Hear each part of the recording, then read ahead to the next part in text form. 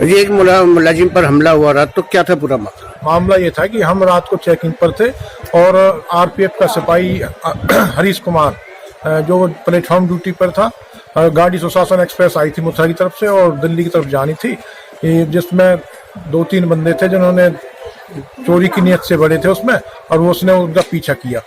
तो 2 लड़के तो भाग गए और एक लड़का लाइन में भागते हुए इसको हरीश कुमार को पत्थर मारा, उसके चोट लग गई और उसको हरीश कुमार ने मौके पर काबू किया और हमारे इलाके उन्होंने पेश कर दिया और हमने कार्रवाई की। उसको काफी चोटें लगी हैं सिर में और आंखों पर, तो क्या इतने उसके साथ कोई और मुलाजिम नहीं था?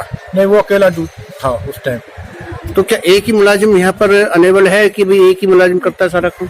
एक अनेबल नहीं है, ड्यूटी तो और भी थे पर वो आगे पीछे थे।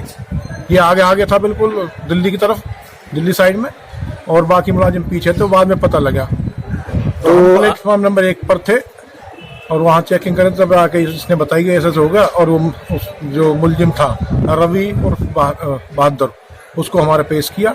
मैंने उसका मेडिकल कराया, इसका मेडिकल कराया, फिर दिया उसके खिलाफ। मेरा नाम काश्य। अगर पूछताछ में कुछ पता लगा हो कितने लोग थे और उनके खिलाफ कोई इससे पहले भी कोई आरोप है? हाँ, इससे पहले भी हमारे थाने में चोट कैसे और बाहर भी दर्ज है। 3 लड़के थे, क्रिमिनल आदमी एक्सप्रेस 2 नंबर। कितने जने थे उस टाइम?